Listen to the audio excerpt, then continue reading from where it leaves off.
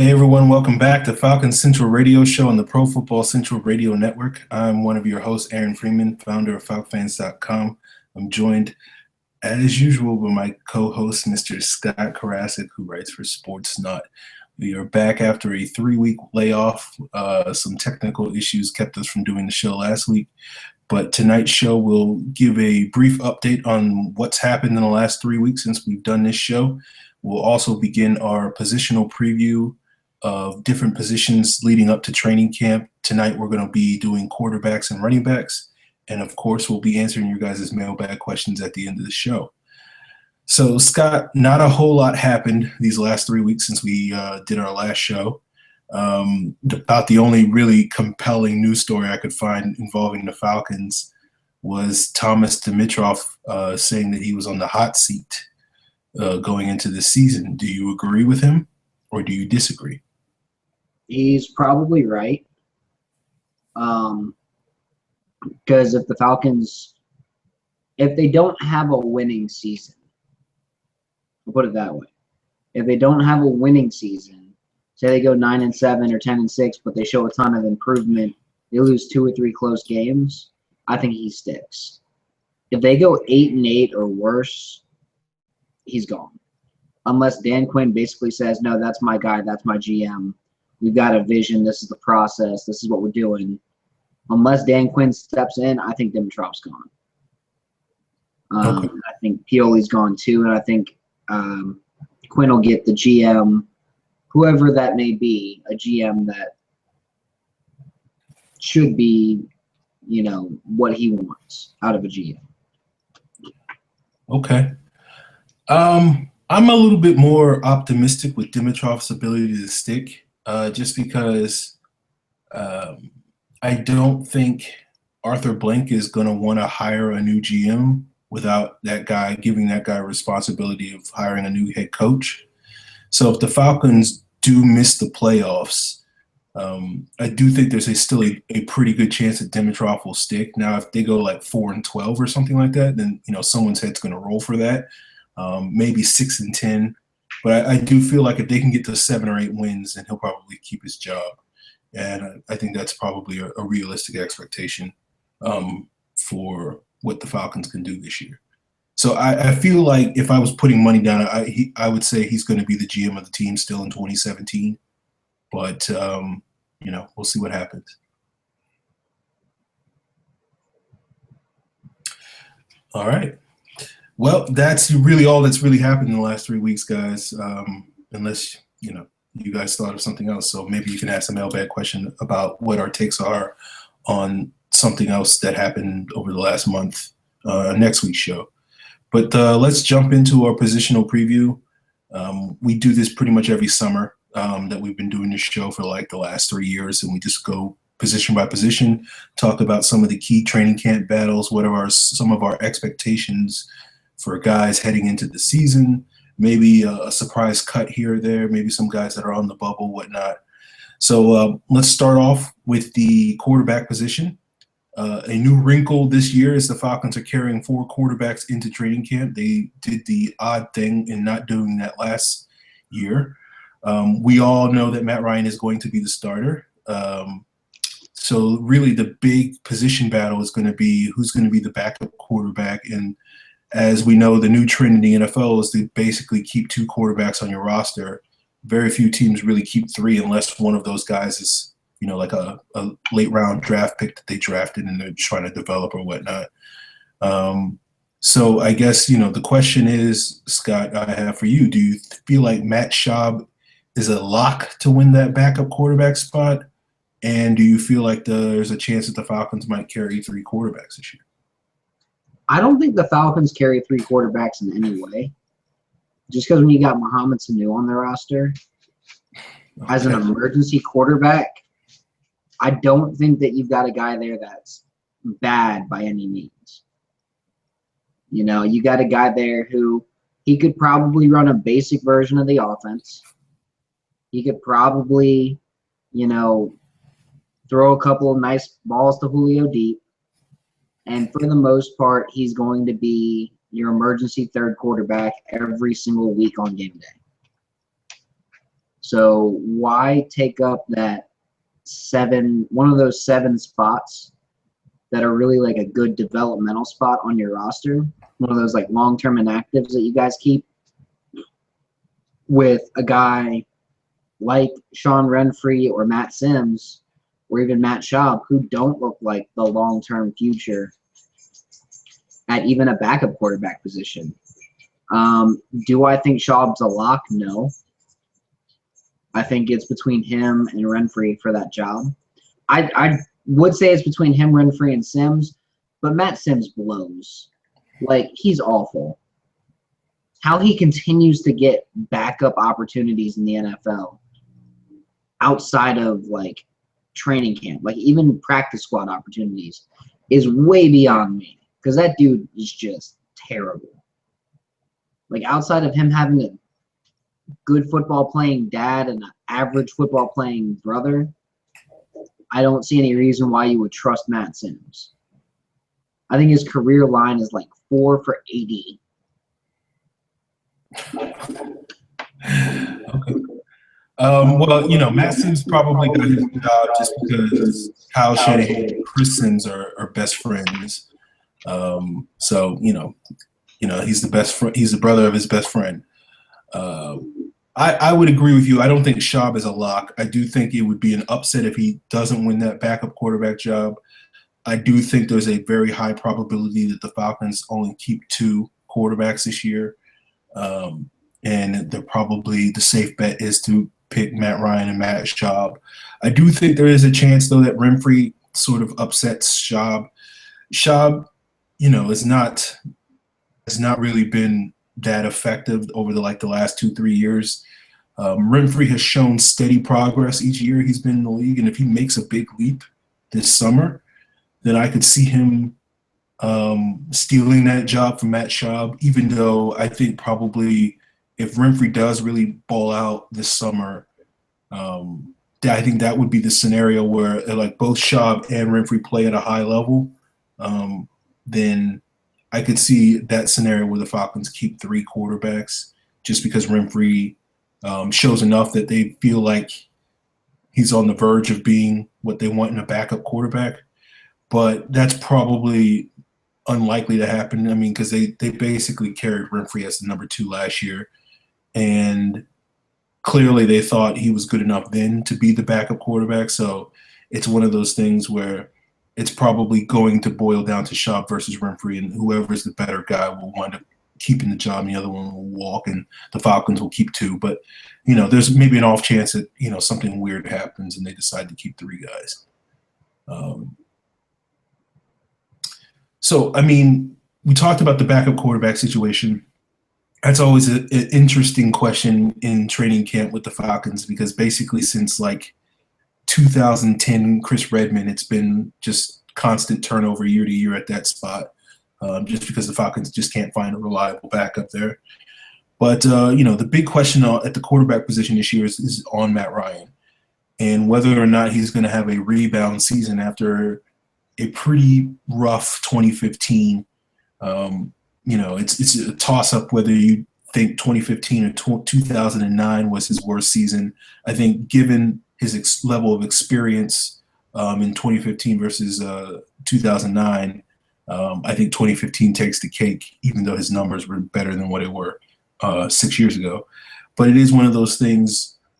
I think all of us sort of expect Matt Ryan to improve this year, but it's just a question of how much does he improve? Does he get slightly better than he was last year, or does he get a whole lot better than he was last year, to the point of potentially being as good as he was, 3 years ago in 2012 when he probably had his best season?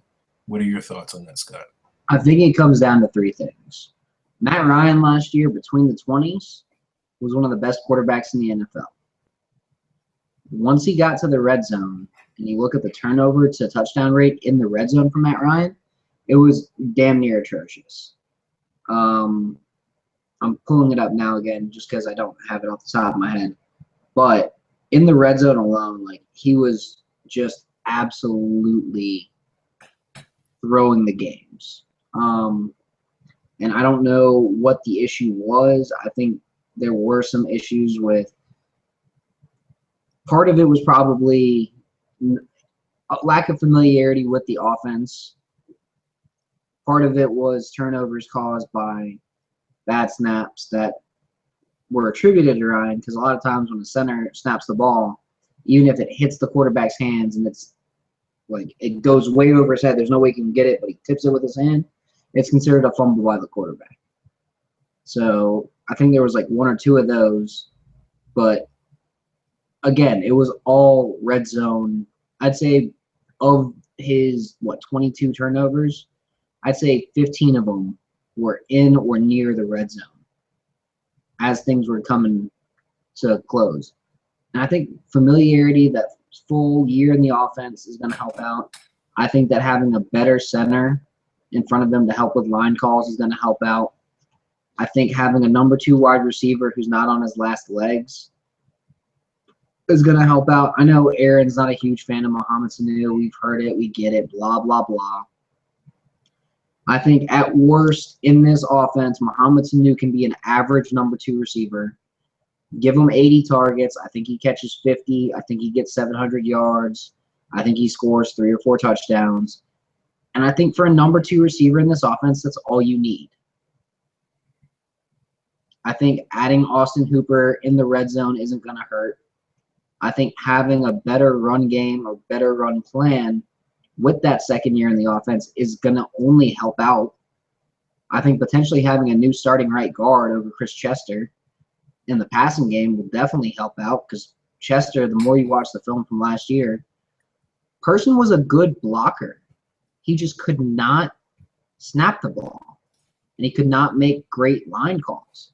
So if you put Person over at right guard, it might be a way better fit this year, especially if you've got Alex Mack in the middle at center, making the line calls, making sure everything is working. So I think when you've got improvement on the offensive line, you've got a second year with Freeman and Coleman in the system, the running game should get better, the passing game should get better.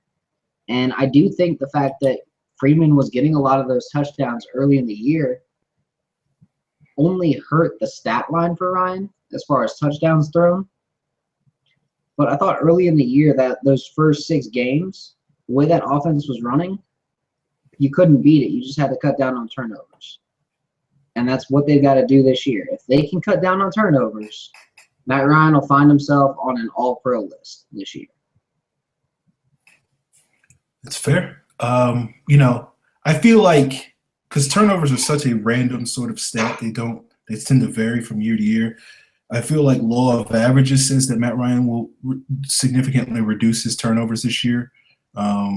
It's going to be, to me, how much he does is going to, my main issue with Matt Ryan, at least if I'm blaming anything other than Matt Ryan for his struggles last year, I think it was a lack of trust in his weapons. Mm-hmm. And I feel like the only player he ever really trusted was Julio Jones. And I think when you're going out there and you're the only receiver that you trust, that you're confident is going to catch the football anytime you drop back and throw it, is getting double teamed pretty much, 97% of the time or whatever it is, that puts you in a difficult situation. So I think the key with Matt Ryan is going to be whether or not he's going to be more comfortable with the Jacob Tammies, with Mohamed Sanu, and like that's going to be the key. If he trusts his guys, if he can drop back and go to a hot read and be like, I'm going to throw it to Mohamed Sanu, who's not really open, but I trust this guy can catch the football, then I think Matt Ryan is going to have a very good season. If those guys don't step up and aren't capable of being those types of receivers, then it's going to be another up and down sort of season with Matt Ryan. I don't think the downs are going to be as bad as they were last year, just because he'll be more comfortable with what the scheme's going to ask him to be. But, there may not be the level of ups that we're used to with him, and you just might get him being like a slightly above average quarterback, which I think is what he's by and large been since 2012. You just don't see a guy that's played particularly at a high level, even though I know he's put up, great numbers, completes like 67% of his passes and whatnot, and has like a 89, 92, whatever passer rating or whatever. But you just don't see a lot of, you just see efficient quarterback play, but not overly effective quarterback play a lot from him these last couple of years. And I think a lot of it has to do with him having lesser receivers. Matt Ryan was basically fostered in an environment where he had reliable options like Roddy White and Tony Gonzalez, two of the best players in the league at their heights. And he's just not used to only having one of those guys. So he needs somebody else to step up and be that reliable receiver. It was too often last year with Devontae Freeman, checking it down to Devontae Freeman was his second best option besides forcing a throw to Julio Jones. And that just can't happen again this year. So Tammy, Hooper, Sanu, Hardy, all these guys got to step up and take a little bit of pressure off of Matt Ryan because, the reality is he's not good enough to really put a team on his back and carry a team. We've seen that the last couple of years with the Falcons' overall struggles. And, he needs to be put in a situation where he's asked more to manage the game, hand the ball off to Devontae and Tevin Coleman and, convert third downs and get back to what the Falcons were early in his career when they had a strong running game and two really good receivers. So, I think he will have a better season, but I'm in more wait and see mode on how good a season he has just because, I'm that guy that doesn't have a ton of confidence in Mohamed Sanu's impact. But I guess we'll talk about that later. Which is fair. Ideally, the Falcons can have an offense similar to what they were trying for in 2011. If that makes sense. Where they were going for that 44% running split to a 56% passing. They were trying to do about 450 to 500 rushing attempts to about 550 to 575 passing attempts. If you cut down on the passing attempts, you get more running attempts, and you get guys like Tevin Coleman the ball. What's nice now is he has that home run threat. I'd say between 2012 to 2014, Devontae's rookie season, he never had that home run threat out of the backfield. I think now he kind of has – I think he's got two home run threats, at least when you're about 40 yards out. Not everywhere on the field, but about 40 yards out, I think you got two guys that can take it to the house. Freeman just by juking and jiving and, jumping around everybody. Coleman just from raw, unadulterated speed. He could probably take it to the house from anywhere, but I'd love to see Coleman get 150 carries this year. I'd love to see Devontae's carry number get reduced to about 225. And I think the combination of those two guys, and I think you'll agree with me on this, the combination of those two guys would be one of the better running back groups in the league. Because I think if you give Coleman 150 carries out of the backfield as a change of pace back, you're probably looking at 650 yards from your number two. You're probably looking at about 900 from Devontae at 225 carries.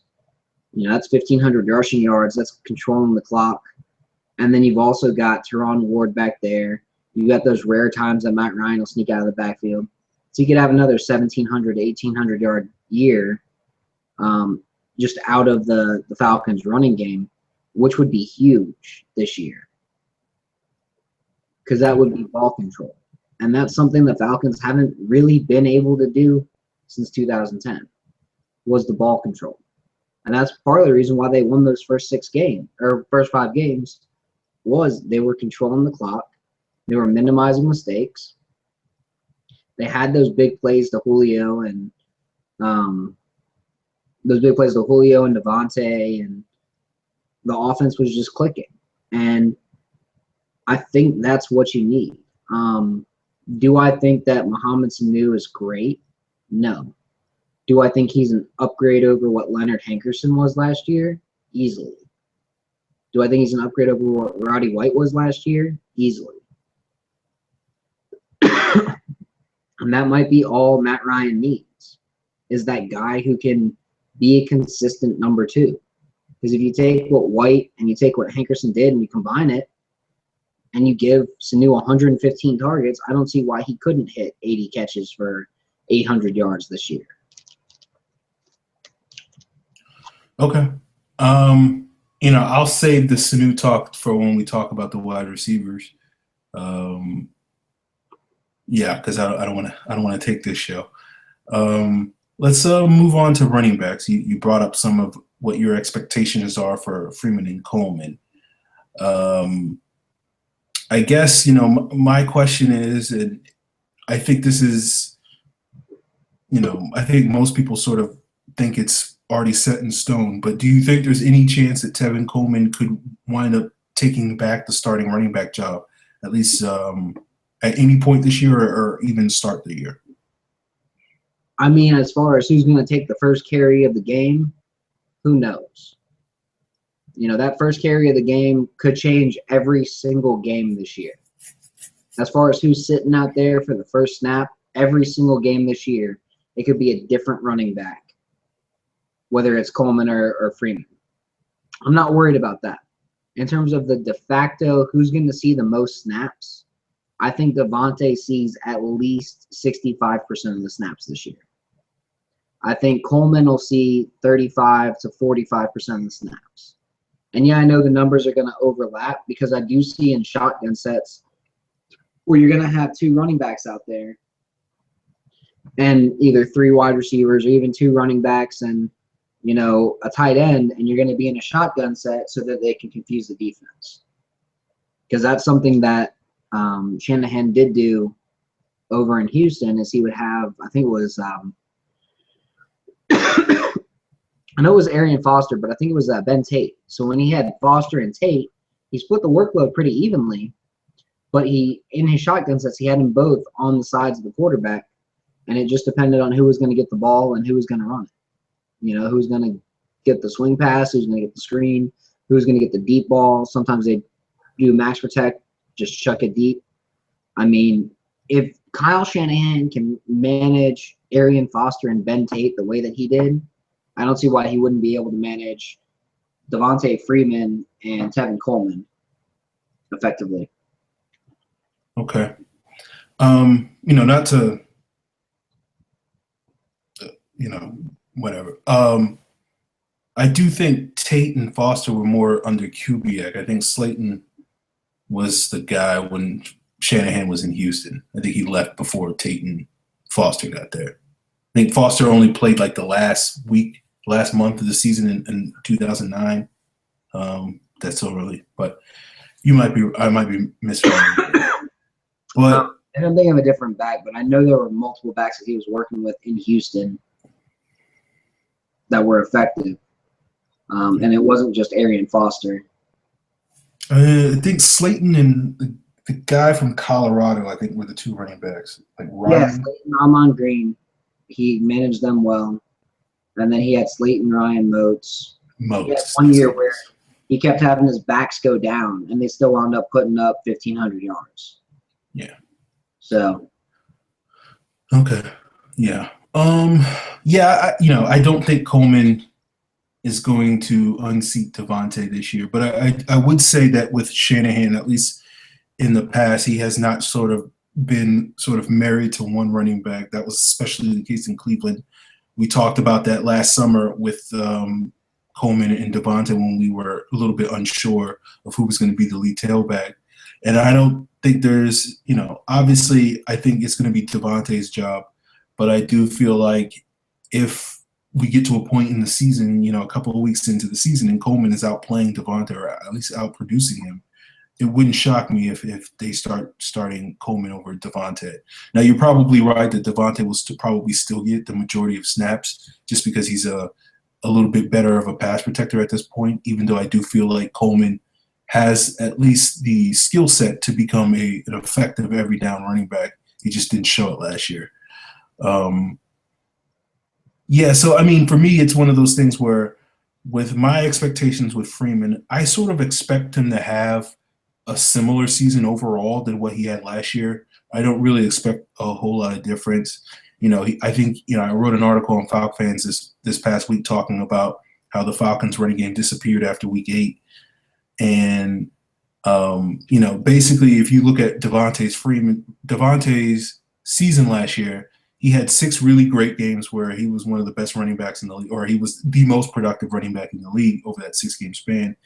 And then he had like 8 games after that, not counting the 2 games at the beginning of the year where he was a backup, where, from a statistical standpoint, he was probably one of the least effective starters in the league. I think his yards per game was like 29th, and his like yards per carry was like 90th.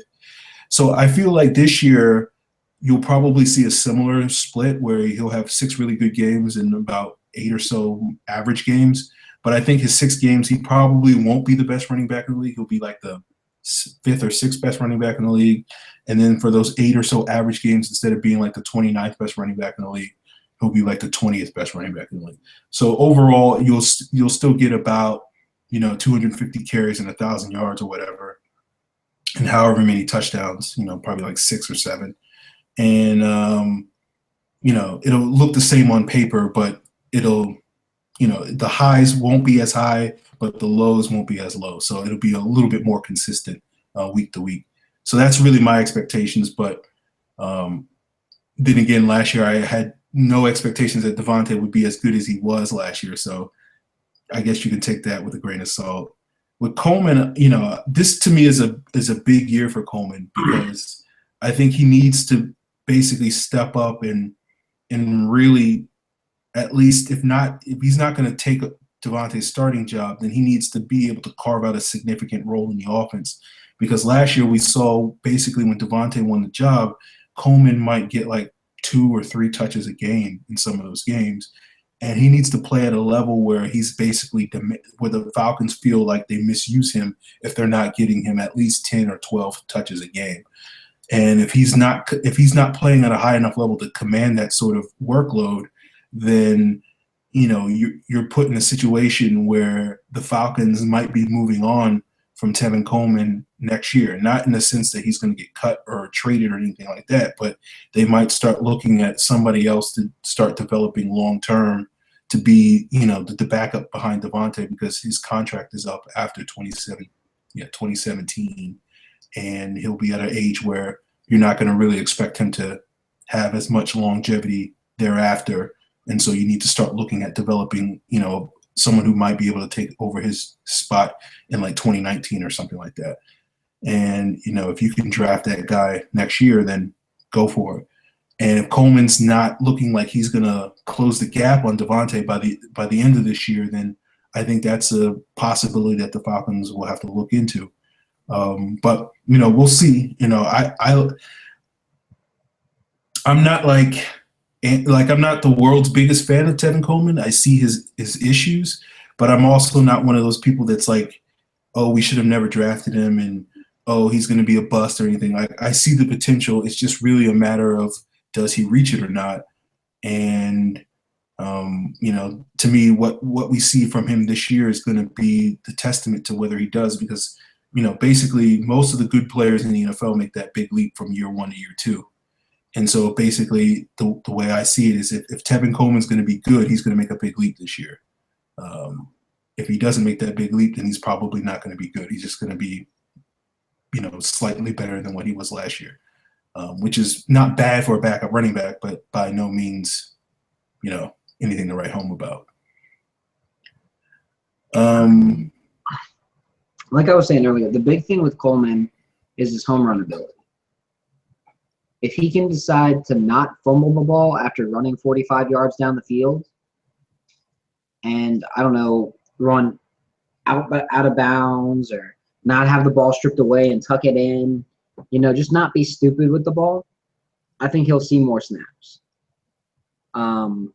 When it comes to Devontae, I think the reason why he's still going to be the starter isn't the fact that he's the best running back on the team. Because I don't think he's the best natural rusher on the team. That's Tevin Coleman.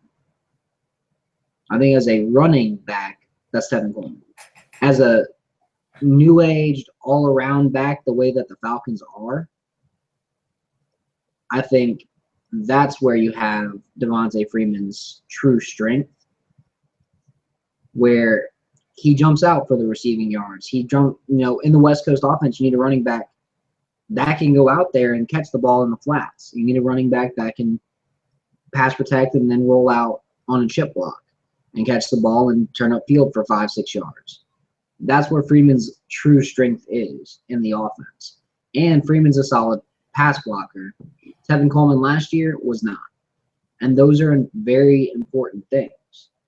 I remember when he was coming out, you were like, yeah, Devontae Freeman's a slightly better Jacquizz Rodgers. In terms of all-around ability, yeah, he's slightly better in every single way than Jacquizz Rodgers ever was. I'll agree with you there, Aaron. Okay. I appreciate that, Scott. Yeah, I was definitely lower on Devontae Freeman than I probably should have been.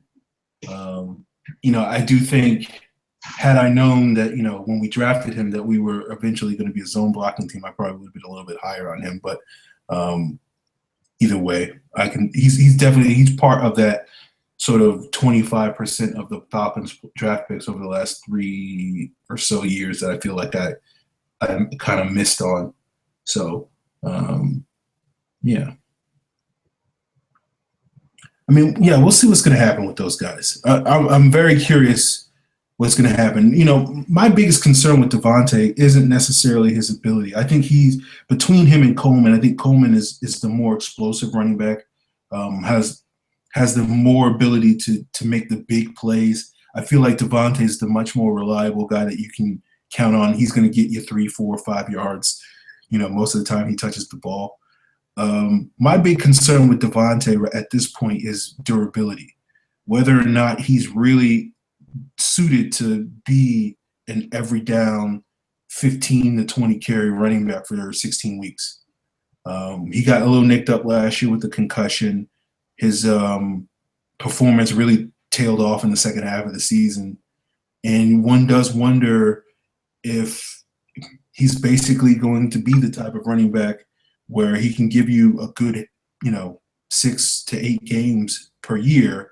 But then after that, you're going to need somebody else to step up and sort of carry the rest of the way because he just may not be. He's a small guy. He's like, 5'7.5", 200 pounds or whatever.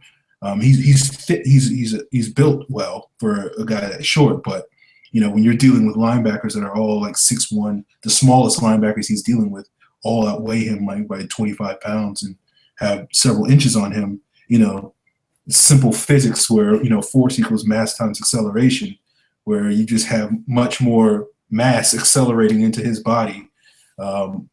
It's just something that may not be ideal to hold up over the course of a 16-week season. But, to me, I think this year we're going to find out more about those two guys and see what they can bring to the table. And we'll definitely at least have much clearer answers by the end of the year. And that's one of those things that I'm looking forward to seeing what happens. Now, let's talk a little bit about the rest of the running back group. I know you weren't the biggest fan of Teron Ward last year. Nope. I know you seem to be at least, relatively high on Brandon Wilds, considering he's a college free agent. Do you feel like he's got a pretty legitimate shot of taking that RB3 spot from Ward? I do. I also think that it's possible that the Falcons just keep 4 running backs. I know I mentioned it last year, but a lot of times Shanahan will have 4 just natural running backs on his roster. Last year felt a bit off in that respect. Ward's a good special teamer. Ward reminds me on special teams a lot of Anton Smith. He goes down. He's a solid gunner. He does what he's supposed to do. He doesn't complain. He does his shit. As a running back, Ward is not anywhere close. He had one good game against the Texans and then disappeared the rest of the year. Even when Freeman was in there and Coleman was hurt right at the end of the year, Ward wasn't able to generate anything on his carries, even as a change of pace back. I do think that the Falcons will have better blocking this year. A lot of the plays were getting blown up at the center guard spot between Person and Chester. I think Chester's past it, and that's why they've got such a big competition there. But even that can't excuse how poorly Ward ran the last part of the year. I think he had a total of, 12 yards on 8 runs or something like that, 12 yards on 9 runs. That's barely like a yard and a quarter average. It was bad the last 4 games. And then he had like 1 big run against the Saints, and it was 11 yards. Because the Saints were in the passing formation and the Falcons were in the passing set. And then, yeah, it's not a good fit for him. I don't like Teron Ward on offense at all. I think Brandon Wilds and Gus Johnson are just better running backs. When it comes to special teams is where I'd need to see Brandon Wilds, because I don't think he's played it since his freshman year of college. He's a big dude. He gets very, very, very – he gets up to speed very quickly. He's got power behind it, and he played in a very similar scheme at South Carolina in that zone scheme. It's what Mike Davis was successful in. It's what Wilds was successful in. At Carolina, he was playing against SEC defenses, and he was running through them and around them and over them. But the big thing is he could catch the ball out of the backfield. And he's about the same size as Julio at 6'2", 220. So he's not a small dude. And I think if you need that bruiser at the backfield, who are you going to keep? Teron Ward or Brandon Wilds? Okay. I think it's interesting you say that, because I haven't seen a ton of Brandon Wilds. I just saw maybe like one game of his. His quickness was probably the thing I liked the least. I thought he was a little too slow to hit the hole for this blocking scheme. So the running back I really like, because I went back and watched some preseason of him when we picked him up last year, and then again over the last couple of weeks. I really like Gus Johnson. I think he's like really a perfect fit in the scheme. Playing in that Dallas blocking scheme, it's not going to be hard for him to pick our zone blocking scheme up. I think he has a very smooth, quick running style. It kind of reminds me a lot of Devontae in terms of his lateral quickness and his balance to make cuts and find daylight.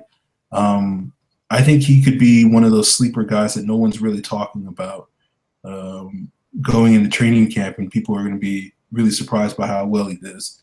Now, I'm sure I've hitched my wagon to other, sleeper type of guys that did absolutely nothing in previous summers. So again, people can take that with a grain of salt. But if he does wind up being good, then I'll definitely be like, yeah, I said it. I'll take full credit. But yeah, like I feel like he has a decent chance to unseat Teron Ward. The coaching staff seems to really like Teron Ward. I don't necessarily know why, but I feel like Ward's probably going to win that job just because they seem to like him a lot, enough to really trust him in pass protection last year. And, for that backup running back, it's basically special teams and pass protection, which are the key areas that you need to be successful in because you're not going to get a ton of carries. And so if you're going to get playing time, you need to be able to block and tackle guys on special teams. And Ward right now, at least compared to anything I've seen from Johnson or Wilds, is better than that in those two areas. So I think that probably means he'll probably wind up winning the job. But I do feel like if Johnson does come to play this summer, then he can, snatch that job as the fourth running back on the depth chart, as Scott intimated earlier. Scott, do you have any takes on the competition at fullback? I know I think everybody pretty much is confident that DeMarco's a lock, but I know Will DeMarco has a season ender. I don't see any way he loses that job. Yeah, but I was curious because I know Will Rattel was a spark superstar. Do you feel like he could, somehow convince this team to keep a second fullback, maybe just because he's really, as a former linebacker, that he's really an outstanding special teams player and sort of can win a job that way? You know what the practice squad's for, right? I've heard some things about what it might be for, so enlighten me, Scott. It's for those positions like fullback and kicker that you don't want to spend a draft pick on, but you want to develop a guy. And Patrick DeMarco was pretty familiar with the Chiefs practice squad his rookie and his sophomore years. So I'm just going to throw that out there. Okay. That makes sense. Yeah, I mean, it does seem like it would basically, unless the Falcons just fall in love with Rattel's special teams ability, it does seem a long shot for the team to carry two fullbacks. But he would be a perfect fit for that practice squad spot if they do really like his special teams role. So, okay. Speaking of the running backs, before we jump into the regular mailbag questions, the Dirty Bird 1998 asks, who will have the better Falcons career, Freeman or Coleman? Fight. Freeman or Coleman? I think Freeman, mainly because he's Aaron's cousin. No, but legitimately, I think Freeman is one of those guys that you can't keep down. There's certain guys out there that no matter how long they are with a team, you're like, how is that guy still on the roster producing this way? And I feel like Warrick Dunn was like that. How was Warrick Dunn just creating yardage out of some of these plays? And it was with things like vision and balance. Coleman doesn't have the vision or the balance that Freeman has. When I scout running backs in the draft, those are the only two traits I look for in terms of what makes them a good running back. And I thought Freeman, when he was in college, had amazing vision and balance. But I love the other things that he brought: his off the field, his blocking, and his receiving. He was basically Ray Rice, minus the whole beating his wife thing. Okay. And maybe some speed. Ray Rice ran a 4.4. Freeman doesn't have that speed, but I don't think speed. He didn't have the top end speed, but he's got the same kind of shiftiness that Ray Rice had. That same kind of one cut. Oh, hey, look, he's there for 6 yards. Oh, hey, there's an 8-yard jump. You don't got to run a 4.4 to run for 10 yards on the play. No, that's true. You do need to run a 4.4 if you're going to run for 40 yards on the play. But yeah, fair enough. That's why I like the 10 sport better. Okay. Yeah, I think to answer Luke's question, I think probably the safe bet is Freeman. I think Coleman has the more upside, but if we were talking about Falcons' career, who's going to have a much more consistent, like I would compare Freeman and Coleman potentially like Jamal Anderson and Michael Turner. Like Jamal Anderson, you look at his 98 season, it's probably, you can make an argument it's one of the best seasons any player that has put on a Falcon uniform has had. But that's really only the one really outstanding season that Jamal had. He had a couple of other solid years. But outside of that 1 year, he was okay, and Jamal's my boy, so I hope he doesn't take this personal if he sees this. But, Michael Turner instead probably had 4 really solid years that, none of them I don't think were as good as Jamal's. His 08 season was close. But it's one of those things where I feel like, Coleman potentially could have like a really big year just because of his explosiveness and his ability to just like gash defenses for a huge chunk yardage. If you're one player I sort of compared Coleman to, he's not the same guy, but similar type of player coming out is Jamal Charles. Jamal Charles was just kind of a speed guy coming out of Texas. And then, he sort of improved and developed as he got through Kansas City and became, the player that he is today. I don't see Coleman, necessarily having the career that Jamal Charles is having. But basically, if you could cherry pick, say, Jamal Charles' best season, I could see Coleman having that type of year.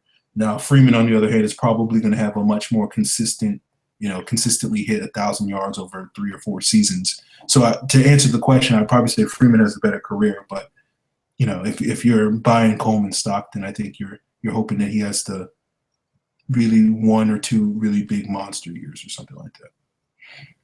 I mean, if Freeman has a career similar to Jamal Anderson, and you look at Jamal Anderson's third year, it basically matches up with Freeman did this year.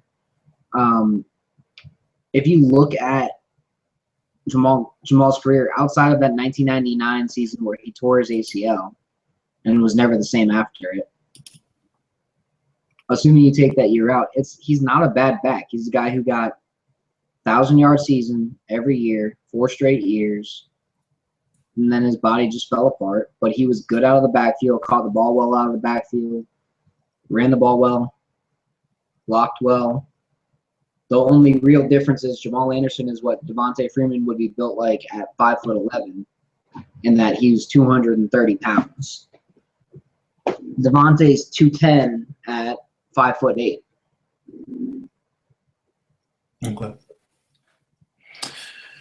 Okay, let's jump into the rest of the mailbag questions, unless you got something else you want to talk about, Scott. I don't have anything else. All right. Let's. The first one comes from Broseph929. He says, "Why won't Denver pay Von Miller his money?" Because Denver is being greedy until they have to. NFL contract negotiations are some of the most crooked things out there, and there's not really an easy way to do it when you're the player or when you're the team without having scrutiny. The big issue that I see is they're saying we don't want to give you guaranteed money even though the market says this. And Miller is saying the market says this, pay me the market. If I was a GM, I'd look at the market and say, hey, can we keep this guy? He's this freaking good. If he's worth keeping and the market's ridiculous, it doesn't matter what the market is. Von Miller is one of those guys. I don't give a damn what the market says. You figure out a way to keep him. Julio Jones, same kind of guy. When a guy is in the top 3 in his position, guaranteed, when it comes to 34 outside linebackers, there's maybe 2 guys that I would say are better than Von Miller. And I still feel kind of weird saying it that way, because I don't even know if I even 100% believe that there are guys that are better than Von Miller. That's how good he is. One of them is Justin Houston. I would argue that he might be better than Von Miller. Maybe. In some way. Okay. Now, the other guy that I would argue could be better than Von Miller is Khalil Mack. Maybe. In some way. Okay. So, again, and this is me saying, hey, I'm still not 100% sure these guys are even better than Von Miller. When you look at Houston's contract and you look at what he got paid, why wouldn't you give Von Miller at least that as a baseline offer? 6 years, $100 million, $53 million guaranteed. That would be the starting point that I would have as a team with Von Miller. I guarantee you Von's looking at J.J. Watt's contract and going, that's what I want. Well, shit, J.J. Watt's contract is the same thing So he's probably like, all right, well, give me $60 million guaranteed. And yeah. But no, the Broncos are saying, we're going to give you $30 million guaranteed, and you got to earn the rest. That's where the headache is. That's where the problem is. That's where they're saying, oh, we're not going to re-sign this guy because we're being greedy. I haven't been paying a lot of attention to this because I've just basically assumed that when the July 15th deadline hits that the Broncos will re-sign him. So it's one of those things where I feel like this is a lot of needless drama for nothing. So I might be talking a little bit out of turn because I haven't been following it as closely as probably other people have. But it does sound like the big issue is sort of guaranteed money. And the Broncos seem to be setting themselves up as this organization that they have a price point for their players and they're going to stick to it. You look at the Brock Osweiler situation this past offseason. You look at the the Elvis Dumerville situation a couple of years ago. where it just seems like the Broncos are like, we're not going to pay you a penny over what we think you're worth. I do feel like part of it may be because Miller's had some off-field stuff go on over the last 5 years since he's been in the league. And so I think the Broncos are a little reluctant to fork up, the $50-60 million in guaranteed money that I'm sure that he definitely wants and certainly deserves. So I feel like that's probably where the Broncos are coming from. I do feel like Von Miller is such a rare sort of player that I think if you're the Broncos, pull the stick out of your butt and just pay the man. You look at pass rushers that have reached 30 sacks or more within their first 32 games. Only 4 people are on that list. Von Miller is one of them. Derek Thomas is another. Reggie White is another. And Alden Smith is another. You can probably make a case that Alden Smith is probably the one guy that doesn't really belong in that class of players, but based off of what happened since his first 2 years in the NFL. But, Von Miller, if it wasn't for J.J. Watt, we'd be talking about you would hear more people talking about Von Miller being in the conversation for one of the greatest players of all time, defensive players of all time. I do feel like he's, I wouldn't necessarily say he's the greatest of all time, but he's not far from that group. He's like, Reggie White, Lawrence Taylor, J.J. Watt, Deion Sanders. He's in that Mike Singletary sort of, Dick Butkus sort of group of that next tier of guys, in my opinion. And, he's the type of guy that I think the Broncos will wind up paying. I feel like the situation should get resolved, but you never know with Denver. So, but I think it's more a lot of posturing. And then when we get to July 14th or July 15th, a deal will get done and he'll be like the highest paid defensive player in the league. And let's put it this way.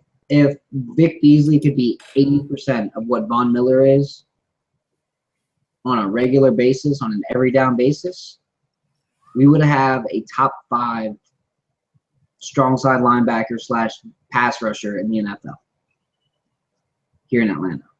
He'd be a 11 to 12 sack guy every year. He'd play good run defense. He'd be a guy who could take over a game in a pinch. He'd be, people talk about him the same way they talk about, I don't know. I mean, who else is in that same kind of class? Like, Von Miller is just ridiculous. So if you had a guy who was 80% of Von Miller, you'd have Elvis Dumerville, I guess you could say. A guy who was highly productive. You'd have a DeMarcus Ware type. Because I think DeMarcus Ware was about 80% of what Miller is. Ware was really fucking good, but he was not the same guy that Von Miller is. He was not the freak athlete that Miller is. Yeah, you'd have I would take that. I know Aaron would take that if Vic could be 80% of that. I'll take 50% of Von Miller. Vic is that. So, yeah, 80% would basically be a cherry on top. Yeah. Okay.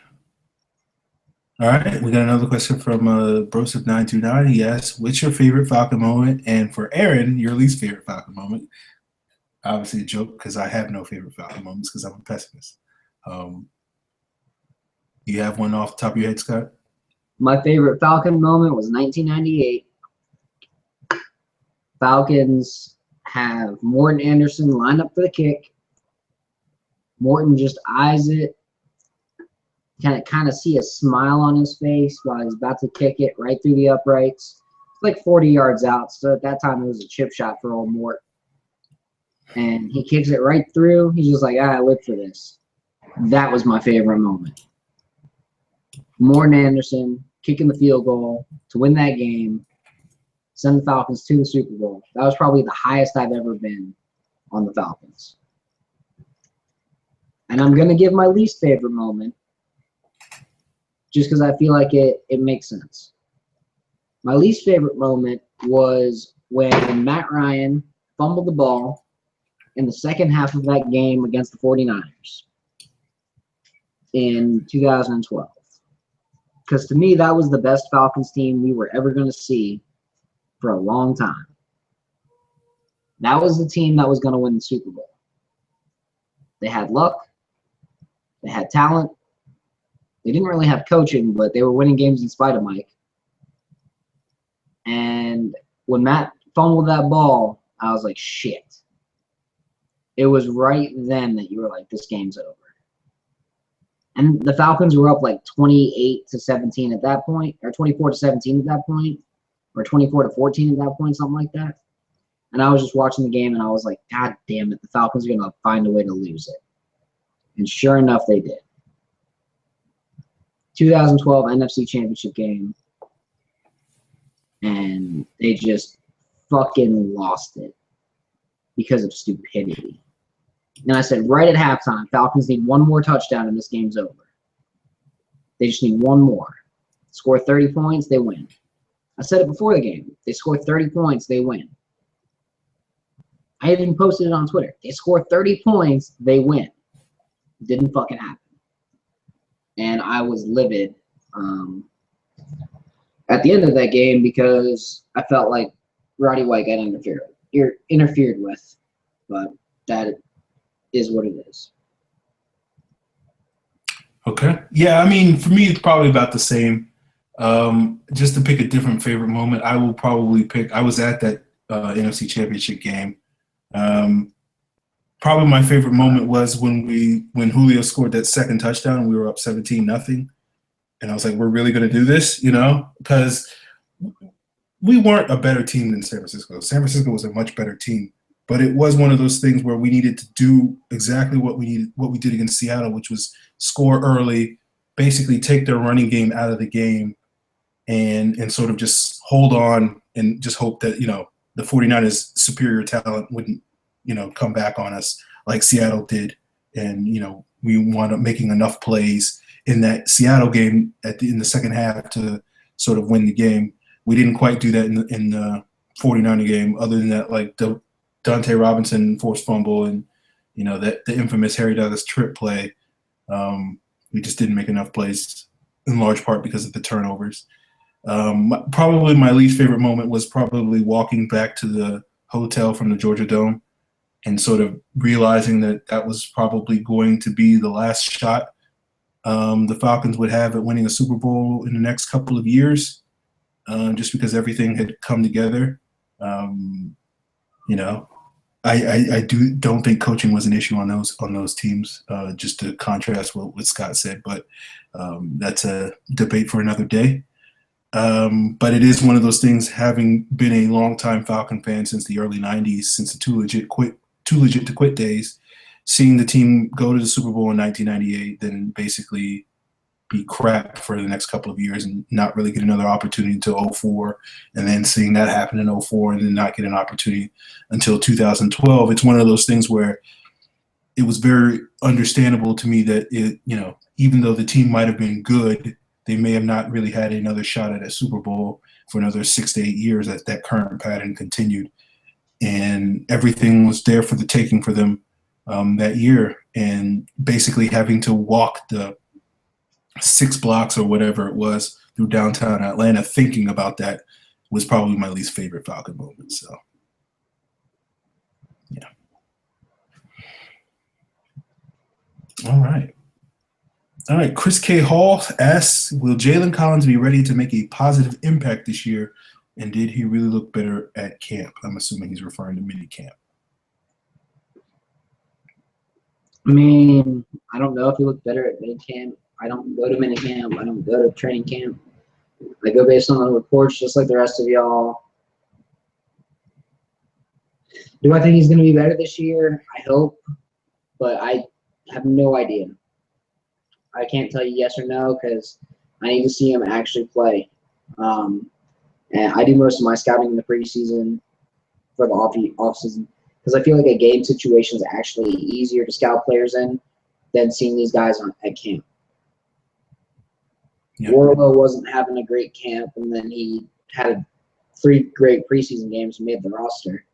There were a couple guys who were having great camps, and they played like shit in the preseason, like Patrick Schiller that year. So, I mean, give me the preseason games over the training camp bullshit all day, every day. Fair enough. You worded this question interesting, Chris, by saying, "Will he be ready to make a positive impact this year?" I don't know. I mean, because the positive impact basically is that he is a competent to good nickel cornerback this year, and I don't know if he's ready to be that. I hope he is. It's going to be interesting to see. He's capable of being that, but it's going to be how much work did he put in this offseason to clean up his technique? Because the main thing with Jalen Collins, the three biggest negatives I had with him, and the main one was his technique was very sloppy. He's a classic case of a guy that's a superior athlete in college and doesn't really have to have perfect technique to be able to stick with most college receivers. And that's not the case in the NFL. You really have to be technically sound. It's just very rare to be that blessed of an athlete and just basically rely off of your athleticism. There are guys that do that. Dante Robinson is an example of a player that was like that, but Collins isn't nearly as athletic as Dante Robinson was, and maybe even still is. The other issue with Collins, the one thing that really disappointed me with him was his ability in run support. I thought that was a strength of his at LSU, and he was really soft in run support last year. And the third thing, I guess I said three things, right? Was his ball skills weren't quite, and his awareness weren't quite where they were at LSU as well. But I think that's partially because, his head is swimming with all this other stuff that he's trying to do, that he's not really reacting to the ball quite as well. And I think that's probably the one thing that I'm more confident will be improved this year. It's just, to me, whether or not he's going to be physical in the run support and be more technically sound and be more polished with his technique and consistent with that is going to be determining the other factors. I think he's capable of doing that. He's capable of making that leap, but it's really going to be on him to really work his tail off. And, one of the big knocks on him coming out of college was he wasn't the hardest worker, and that was one of the reasons why he wasn't a starter there, because he wasn't putting in all the reps and the time and the energy and the effort and practice like other players were. And so maybe if he's learned his lesson in that regard, then we'll see a big leap this year. If he hasn't, then we'll continue to see struggles, flashes of goodness, but still struggles, and we'll find out. I still think the Falcons should have taken Ali Marpet there. Okay. I'm not willing to, say we should have taken this player or that player at this point in his career. The coulda, woulda, shoulda draft conversation to me is a waste of time personally. But okay, Delible Think asks, what's your most positive outlook and understanding of Quinn's thinking by putting Tyson Jackson at defensive tackle? Hey, Tyson Jackson, he's a big fat ass. He can probably take up a double team as a one technique. And if I throw him in the one technique all the time, maybe this will work. I don't think Tyson Jackson's going to play defensive tackle in the nickel. I don't think he's a good enough pass rusher to do it. I think they're thinking, hey, if we put Tyson Jackson as a three technique in the base, we could have Hageman as a defensive end, and that would be their absolute best fit for Hageman, at least in the base, and then slide Hageman inside on pass rush sets. I feel like as a pass rusher, Hageman does do better as a three. I feel as a run defender, Hageman probably will do better as a five. So it's more for Hageman than for Tyson Jackson. Jackson's just a piece at this point. Yeah. And he's better, and he should know how to play the one tech. That's what they're thinking. Yeah, I think that's probably part of it. I think it is part of it is designed to try to see to get more out of Hageman as a defensive end than what he was at defensive tackle, where he was a little inconsistent with his leverage. I don't think that's going to be an issue with Tyson Jackson. Tyson Jackson is, he's good at holding his ground. That's the one skill that he's brought consistently to this team. I do feel like part of it may be because of Grady Jarrett playing that nose tackle, and not necessarily that's not really what his skill set is at this point. holding his ground in the same way that Soliai was. He's going to be more of a penetrating nose tackle, an attacking nose tackle. And I'm thinking maybe the Falcons are thinking, okay, if we're going to have that type of guy, we need somebody beside him who's going to be a little bit better at, not holding his ground and not getting beat in those gap assignments. And I do feel like at this point, Jackson's probably a better candidate at that than Hageman is. So that's the most positive outlook I guess I can give it. It does, as I've said before, it doesn't make a ton of sense to me why they want to do that, because we've seen Jackson at defensive at 3 technique and it didn't really work out in the past. But maybe it works out, and maybe Quinn is better at coaching than the previous regime is, and gets more out of them than what Nolan and the rest of those guys did 2 years ago. Okay, we got another question from Luke, the Dirty Bird 1998. He says, who will start at right guard if not Chris Chester? Mike Person. I know I've been on the Wes Schweitzer bandwagon for a little bit, but I think he's going to be a year or two before he's really ready to play as a starter. I think long term he could be that surprising starter who people go, oh man, we took that guy in the 6th round, the way Fourney was. But I think right now you're looking at Chris Chester this year as either the guy or Person takes his job. And then next year you have Person start, and then after that you have Schweitzer start. And then Schweitzer long term would be a starting right guard. I think as a right guard in the system, he'll be at minimum an average guy. This is both Person and Schweitzer, actually. I think they're both average NFL guards. I think you put Person in there, he's an average right guard.